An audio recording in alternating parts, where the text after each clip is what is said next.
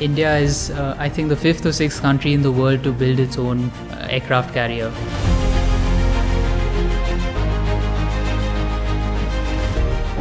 So INS Vikrant, which was built in Cochin shipyard. I'm proud and humbled to say that Millennium have been able to fabricate and manufacture close to about 40% of that ship's hull. How do you differentiate your professional life from your family life? And the first few months, I didn't want to see my dad at all outside of work. Yeah, some of these school students, I've heard them say, when your mom is a teacher, it's a real difficulty at home.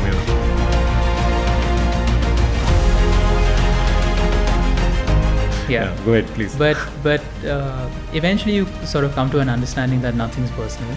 There was an opportunity to provide air conditioning for aircraft. And, back then he thought, how different could it be? It's just the scale that's different, whether you're air conditioning a truck or an aircraft. The technology remains largely similar. Wow. So that's how he got into the aviation industry. What's an advantage of a family business is that generally, companies or organizations are able to take a longer term view of things. In larger businesses or listed businesses, you're looking at things from quarter to quarter or year to year. Yeah. Family businesses are able to put in the time, effort and resource into creating something that's good for the next 5, 10, 15, 20 years also. Important decisions for the business. Okay. The general idea is that, this guy is from the family, he should know everything from day one. It's absolutely not the case. Shut up and listen, right? So, that's great advice to people who want to join the family business. You have to shut up and listen. Yes. Hi. In India, it is rather interesting that much of industry has been developed by family businesses, but we speak so little about them. Be it the Tatas, the Birlas and so on, but there are numerous family businesses across India which have actually contributed to the growth of various sectors. One such interesting sector is the aviation and the defense sectors. And today we have with us a second generation family business owner and entrepreneur, Mihir Zatakia from Millennium Aero Dynamics. Welcome, Mihir. Thank you. Pleasure to be here today. Yeah. Millennium Aero Dynamics is a leading player in the aerodynamics space. Can you tell us a little bit of where it started and how your dad got inspired to get this off the ground? Sure. So, in the year 2000, because it was fashionable back then, my father, he decided to corporatize some of the business activities that he was involved in into a company called Millennium Aero Dynamics. And he started off with 3 people. And today we are close to about 1,200 or so. Wow. Primarily providing engineering services to the Indian aviation, aerospace and defense industries. We are also present in the mining sector, but aviation and aerospace form a core part of what we do. It's primarily related to providing infrastructure and technology to airports, airlines, as well as the Air Force. So equipment that you see at an airport on the ground, things like pushback tractors and power and air conditioning systems for aircraft, as well as infrastructure at airports. So things like passenger boarding bridges, fire trucks, baggage handling and security systems, and more recently, software and technology that help reduce carbon emissions on the ground, as well as software to increase the efficiency at airports. Very interesting. Thank you. Yeah, it's interesting because it's such a wide range of services, and especially in a highly technical industry. So, how did your dad get interested? How did he find this opportunity? What triggered this whole thing? Why did he choose this? So funnily enough, he used to do manufacturing of air conditioning systems for trucks and for things like ice cream vans and trucks. Wow. And through his travels and through through an opportunity that came to him through Air India. There was an opportunity to provide air conditioning for aircraft, and back then he thought, how different could it be? It's just the scale that's different. Whether you're air conditioning a truck or an aircraft, the technology remains largely similar. Wow. So that's how he got into the aviation industry. And back in the day, it was a highly regulated, very, very small small sector, which allowed him then, to make an inroad there and then sort of expand into other things then eventually. Great example, because we keep talking a lot about entrepreneurs having this, associational ability to connect things that are so difficult to connect. Right. So a great example. So you work in a space that's really growing. I mean, it's like the talk of the nation today, infrastructure, particularly aviation. So within the aviation space, I mean, you also do a range of things. So can you tell us a little bit more about your range of activities, and how did you scale up? So did you start with one little project, and were there big things that happened? Or That's exactly how we started, with a small project. And earlier, it used to be an agency business where we were primarily importing from Europe and parts of the US technologies that you have original equipment manufacturers in those countries, and providing these technologies for the Indian market. Gradually, what we realized is, to scale up, we cannot just buy and resell. We had to offer more value-add services in India. So fairly quickly, 5 or 6 years into the business, we understood and realized that we need to have or create a service network to sort of support the technologies that we're bringing into the country. So we started off with a small garage close to Mumbai airport, about 5 minutes away. So where our first service people started operating from there and started visiting the airport regularly. And we've been able to, thanks to our customers and the support of all our OEM partners from outside of India, we've been able to grow that service business by getting into newer and newer areas. Airports being highly regulated, we are governed by the Bureau of Civil Aviation Security, the Ministry of Civil Aviation, the Airports Authorities of India, as well as private airports. It's a highly regulated business. Yeah. So the amount of service providers are also very, very few, and particularly skilled engineers and technicians who operate in the industry it's a very small pool. Okay. So which allowed us to expand our footprint once we were inside. So it's not just the tech companies that start in garages. Exactly. Yes. Okay. So just extending this, I mean, the word regulations typically is not something that entrepreneurs really like. Right. They don't like to be curtailed. They want space. They want freedom. So they stay away from regulated sectors largely. But here is your dad and your family getting into this space, and have actually shown that there is a lot of opportunity. You can scale. So is that a capability you develop over time, and is that the reason why you also thought defense was a great space to kind of add on to your portfolio? So I think aviation in general globally is regulated from a safety perspective. Even today, if you consider aviation versus other forms of transport, aviation is considered one of the safest modes of transport, whether compared to rail, road, marine, you name it. So regulation has helped to a great extent in enabling aviation to get people from place A to place B in a safe and timely way. So we look at it in that way. Having said that, the government of India also liberalized the industry to quite a bit, because earlier it used to be a monopoly of Air India or Indian Airlines. That was the only airline we had. Over the last 20-25 years, we've had so many airlines coming and going also, unfortunately, but it's opened up the sector. Plus, we've had a lot of private investment into infrastructure. So Mumbai, Delhi, Bangalore, Hyderabad, these are all privatized airports. Cochin is works on a PPP model, and even the new airports coming up in Delhi, that is Noida Airport and the Navi Mumbai Airport, are also going to be operated by private players. Wow. So I think the gradual opening up of the industry has certainly helped everyone. And we've taken that mindset into defense as well, where the allowances are very, very small. We have to be on time, on the dot. Yeah. If we are manufacturing something, it has to work or comply with the highest standards. Yeah. Defense is a sector that's been, again, been spoken about a lot.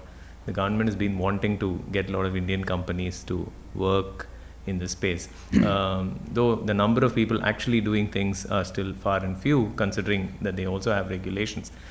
You're somebody who's working in that space, getting things done.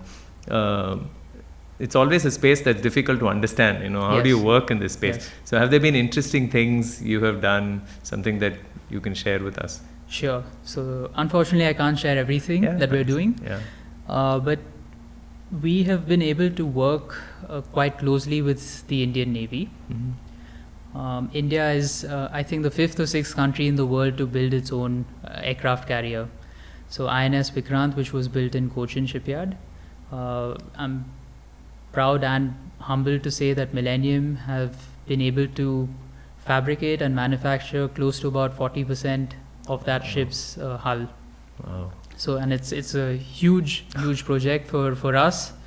It took about 12 years. Wow. Because we are talking about the ship today as is ready is close to about 45,000 tons My God. of steel. And it's huge. It's like a moving building essentially. It's 260 or so meters long, spread over 10 or 12 levels or so. Wow. So 10 or 12 different decks. So it's been a very, very challenging but interesting project for us. Okay. And also the technology that goes on board warships, submarines, is unique to the sector as well. Okay. So there's very few companies globally doing that. Doing this. Can we kind of assume that there is a lot more opportunity for entrepreneurs, family businesses to enter these two spaces? I mean, both aviation and defense. And does it require a lot of lead time in terms of building capabilities to start working in these spaces, or is it like a quick entry? Or it does require a lot of time and resource to enter these industries. Yeah. But what's been encouraging over the last 10 years or so has been that the government of India and the Ministry of Defense are very keen to have Indian companies do majority of the work involved. So every year they come out with a negative list of either products or services that they call it a negative list primarily because they don't want those products or services to be imported from outside. Okay. So you want to build capabilities in India.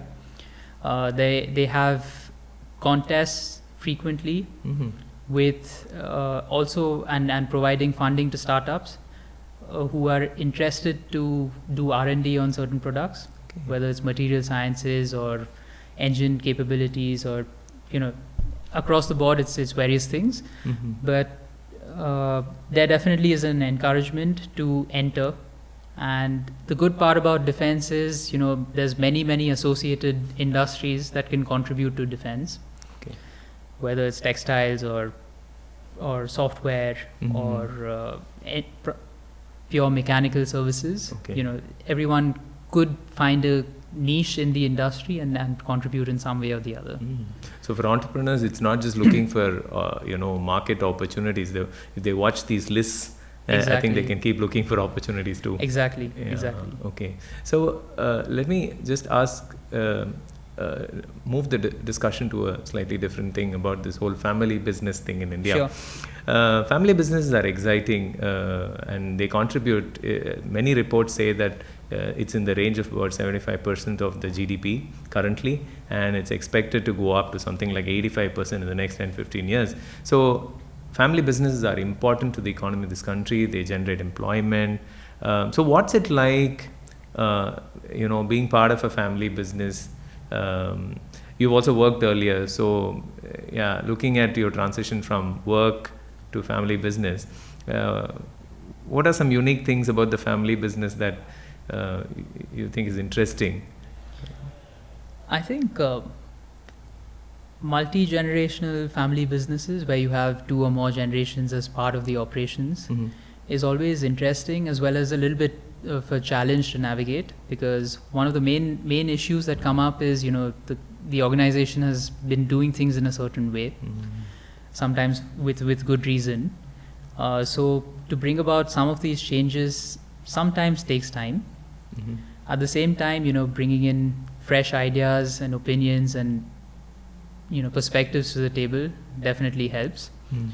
What's an advantage of a family business is that generally, companies or organizations are able to take a longer term view of things. In larger businesses or listed businesses, you're looking at things from quarter to quarter or year to year. Yeah. Family businesses are able to put in the time, effort and resource into creating something that's good for the next 5, 10, 15, 20 years also. Interesting. So, on the lighter side, I mean, when you were young, when you were in school or early college, did you spend time in the family business? Were you in and out of it? You knew what's going on? Not at all. I was always interested in the sector, in aviation, and beyond, my parents talking to me about it over the dinner table, I didn't really know what was going on, and who exactly, who else was in the business, stuff like that. But it was always an area of interest, to read up about the sector and to learn more and more about it. Aviation is glamorous and exciting. Yeah. So it was natural to be attracted to it eventually. Yeah.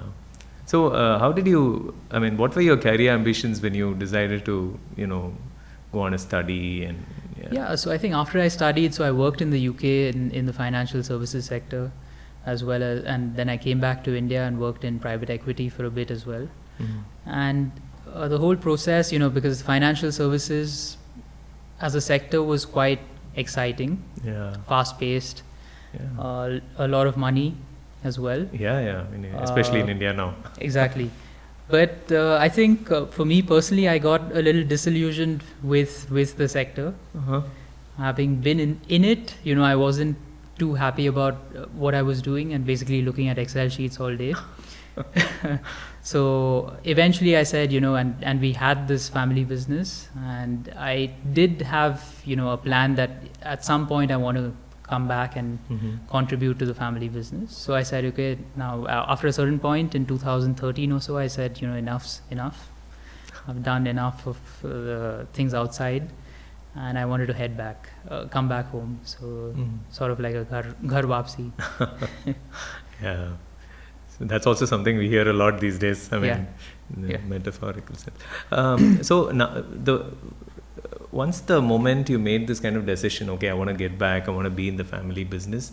What was the plan? I mean, was it for you to come take over the finance piece because you understand that best, or you had a long discussion with your dad to decide, hey, let me think through this whole thing of, how should I get into the business? And is that important? I mean, to think through this before you get in? It definitely is. You need to have that conversation. And even if you're confused, because I understand, people, young people entering a family business, you have your own apprehensions about what you want to do, if you want to do it in the first place also.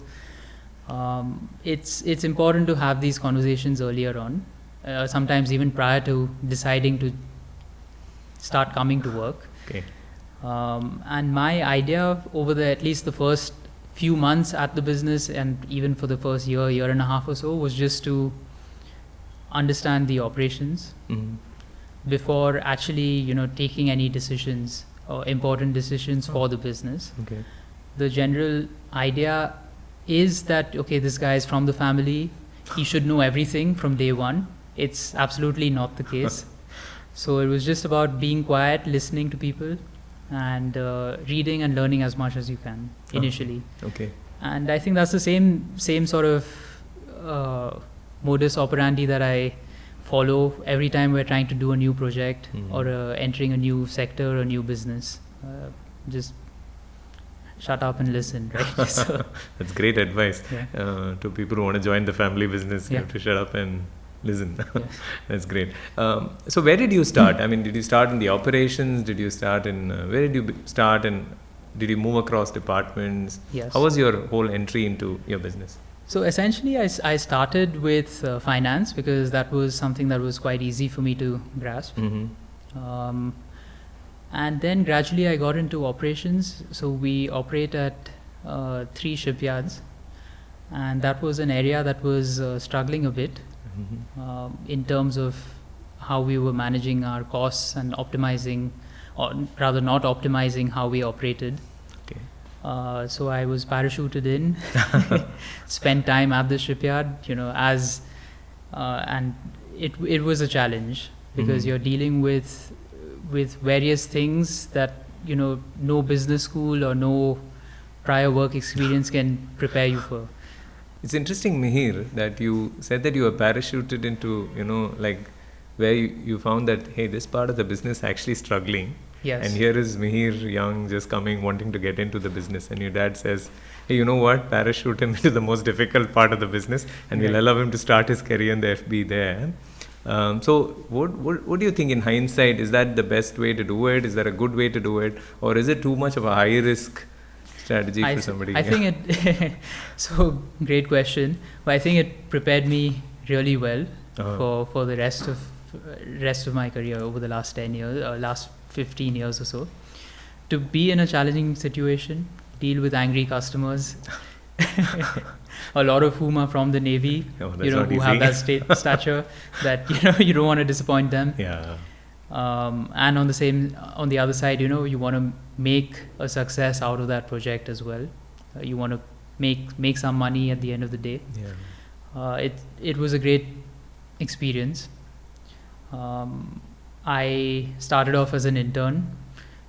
So the degree of responsibility, I didn't feel it back then. Okay. In hindsight, I didn't feel it. But being in that situation, you definitely want to make a success out of it. So that's held me in good stead for the rest of my career. So it's high risk, yes, but it worked out eventually. So it was great. Okay. Yeah. So getting hands-on in the family business and starting off from there actually helps. Definitely. So I still think of myself as blue collar. Literally also. Yeah. Okay. So now that you've grown in the system, I'm sure you had people who worked with your dad for many years, yes, who make those decisions with your dad, and then you come in and you're rising up and you're making those decisions. So how did you gain legitimacy in the system? So how did they react to this, and what did you have to do to kind of get the confidence of these people who've been in the system for a long time? I think my dad is very lucky to have a great team. A lot of people who he himself says are much smarter than him, and who believed in the vision and the kind of direction that he wanted to take the company in. Okay. People who frequently argued with him also about various things. So it's been good to have that kind of environment where people constantly disagree with each other and find a way out. Wow. Still. So to gain legitimacy, it was important to show up every day, do things on time, do things that are expected of you, and actually follow through with what your goals are. Was important to show that kind of commitment on an everyday basis helps people get that respect, and eventually it just sort of works out because the results follow eventually, and nothing works like actually following through with your plans. That's wonderful. So the other big dilemma that we always hear from family business owners, especially the next generation, second generation, third generation, is when you come into the business, the value systems over time, there are some traditions that you want to retain, There are some that you want to kind of infuse new energy and so on. So how do you kind of balance these two? How do you ensure that what needs to continue the tradition, what is unique, what's the family aspect of the family business, Right. what should be retained, and so how do you deal with that kind of, are there tensions, are there dilemmas, or was it smooth for you? I would say it's relatively smooth. As an organization, I think what you just spoke about, it's sort of defined by the organizational culture. Do you want to keep things in a certain way? Why do you want to keep them? You need to review that every few years. As a family business, generally people like to look after the entire team consistently. We don't have a hire and fire policy with a few months of distraction or bad work by someone. We try to find out what's wrong and try to help our people to the best of our extent. But I think organization culture also changes over time, but it's important to keep certain values of ethics and honesty and hard work and teamwork. All of that remains important. I think those are all timeless sort of skills or timeless cultures that you need to incorporate at all levels. Yeah, I had another student of mine who's also part of who's also second generation in his family business. Talked to me about, he learned at the MBA school, some cases about performance-based hiring, and we should do this. So he wanted to actually do away with one of the distributors, and then his dad actually came in and said, that's not the way you do things here. And then he had to kind of go through this process of saying, even if the performance dips for a while, you kind of work with them, because these are really long relationships, partnerships. So what you tell me also kind of sounds very close to that. Yes. And so how do you kind of deal or embrace this? For a fact that you're dealing with a little bit of inefficiency, underperformance. It's okay. And how do you tell yourself that it's okay as a business person? I think sometimes the relationships go so far back, that whether it's an employee or a vendor or partner, that sometimes you have to overlook some of these inefficiencies, as you've said. I think only once it gets to a sort of breaking point is sort of when you need to take some drastic measures. It is a little frustrating, particularly for a newer generation coming into the business who don't have that history or the baggage of history. But I think over time you develop those relationships yourself, and it gives you a better understanding of how to deal with people in a more fair way. Interesting that you bring in this term history. Unfortunately, in most schools we don't study history anymore, at least in the business schools. But for a family business, how important is it that the younger generation actually spends time understanding the history of a business? And in what ways would it help if they do? And what are the mistakes they could do if they didn't? I think a lot of family businesses, particularly businesses that have been operational for a long time, have seen many cycles come and go. So it's important to study the history, particularly around a crisis, to understand what could have been done better, what should have changed, and how you move on. So we deal with a company based in Seattle, and the CEO of that company told me around COVID time that don't let a good crisis go to waste, because it's a good time to implement a lot of changes that you would ordinarily would not have been able to implement. So it's important to understand history, the history of the organization from that perspective. Okay. Do you think a lot of family businesses in India actually document their histories and hand over, or is it just informal, or how does this work? I think it's largely informal, which is wrong in my opinion. Even at Millennium, I think it's largely been informally done. It's not documented.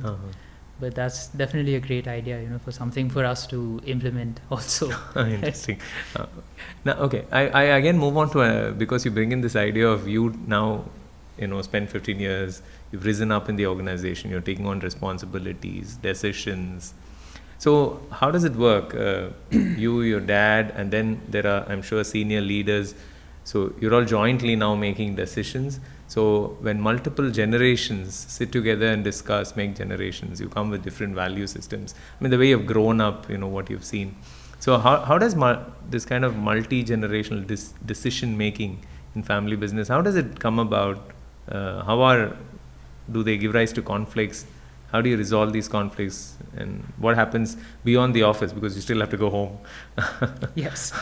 So it's something that I found very, very difficult initially. Mm-hmm. How do you differentiate your professional life from your family life? And the first few months, I didn't want to see my dad at all outside of work.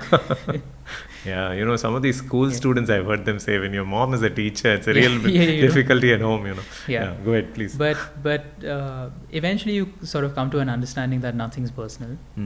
From my own perspective, it was just the two of us, my dad and I, who are operationally part of the business. So it was a little easier. I guess, once you have 3, sometimes even 4 generations as part of the decision making, it becomes more challenging. But I think there is a mutual respect for each other. At the end of the day, we understand it's nothing personal. It's purely different perspectives that are both in the best interest of the organization. And whatever idea is better wins out eventually. That's wonderful. I mean, that's really keeping it objective. Yes. Yeah, great. And that's probably the secret also why you're scaling so fast as an enterprise, maybe. But just to extend this conversation, I mean, one of the challenges that a lot of family businesses have, especially when they have the new generations coming in, is the either the interest or lack of interest of the new generation in the business. In your case, you had interest to the sector, so it probably made it easier. But how important is that, and what happens when a generation is not interested? So how does succession planning, a topic of great interest for family businesses, pan out? I mean, how does it work? I mean, have you and your dad given thought about it? Is there like a conscious choice to think about succession?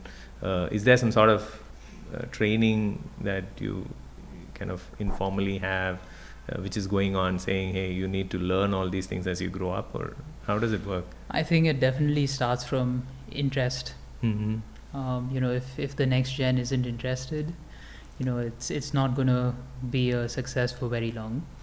Okay. I've had a lot of friends, and even in the professional sphere where we work with companies outside of India, and it's so universal that if the next gen isn't interested, it's best not to push them into the business. Alternatively,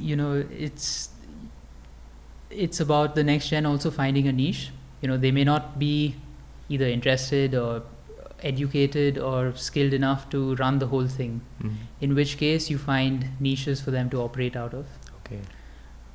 So sometimes it could be design, sometimes it could be CSR, sometimes it could be getting into operations. It depends on where the interest lies, and we encourage that. And I think it's also very important to make a distinction between ownership and management. So you have professionals to run the business, the family could still own it, and incentivize the professionals to run it in the right way. Interesting. So a lot of, they say, at least research says, many family businesses struggle beyond the second or the third generation because of this fact that succession is not being thought of very well. Any thoughts you have, having been in the business and having seen so many of your friends and others? What are a couple of things that is important to think about before family businesses get into succession planning? One is, of course, you did mention this whole interest thing, that, right. I mean, just check what the interests are, and if it's not too interesting, maybe start planning towards more of a separation of management and operations. That's a great idea, because you can still have interest in the business, but not really get into doing things, Yeah. which is a great thing. It probably makes sense, once your children are, I would say, in their mid-teens or late teens or so, to start having honest conversations with them, because that's around the time, they would generally decide what they want to study further. Yeah. And if there's an inclination at all, to do something outside of the business or in the business, that's a good time to start gauging, how things need to be planned. Yeah. And then I think it's just about having more and more honest conversations. Yeah. With and also offer internships maybe. Yeah. To test. Internships might scare them away. Okay. So I'm just moving on to another bit that has always been questions that students ask us. So should we study, do an MBA and then get right into the family business, or should we spend some time out working before we get to the family business? What are your thoughts on that? I would strongly recommend some time outside, both academically as well as professionally. It gives people fresh ideas and perspectives that they could then bring into the family business if they choose to come in. Alternatively, it also gives an idea as to what not to do. Yeah. So what cultures to avoid, what kind of behaviors or processes not to bring into the family business. It's interesting to hear that you suggest that people work in a business before they get back to the family business. Do you see any sort of difference in value of working in, say, a related space and then coming back versus an unrelated space and coming back? I think it doesn't really matter. I think as long as you're working in another company where you're sort of not mollycoddled, or because you want to come in with a little bit of humility, and it's difficult to get that in your own business. Where I'm not saying everyone does this, but certain people would put you on a pedestal as you come into a business that your family owns. So I think humility is very important. Yeah. So you're also indirectly suggesting the existing generation to ensure that people start or not be given too much of additional attention when they come to the business. Exactly. It helps. Yes. Okay. So we get a lot of these young people to come and do the 1-year family business and entrepreneurship program at Great Lakes, and so what would be your tips for them when they spend that 1 year with us? These are people with a little bit of experience, about 2 years or so, 3 years of experience, largely with their family business, and then they want to come here and study this program. So what would be some tips on how they can use this year well, so that they can get back to their family businesses, in the best, or bring back the best value to their family businesses? I think just going back to my business education as well, I think I learned as much from my fellow students as I did from my professors. So it's important to interact with them about and have conversations about business also. Of course, you have various other, a lot of social stuff that you do together, but it's important to understand their perspectives as to how they run their businesses, and pick up best practices from there and try to implement it at your own in your own professional scenario. Yeah. So peer learning is really important. Cases, peer learning. I think just make the most of it. I'm an introvert by nature, so I don't tend to talk to a lot of people, but I think there's a lot of value in interacting with people and being as social as you can. It's going to be a great 1 year, a great opportunity where there's almost zero pressure on you to deliver. So it's just have fun and make a lot of friends. In addition to studying. So, Okay. Thanks so much, Mihir. Fantastic talking with you, and our best wishes for greater scaling of Millennium Aero Dynamics. Thank you, Raj. See you. Thanks. Bye.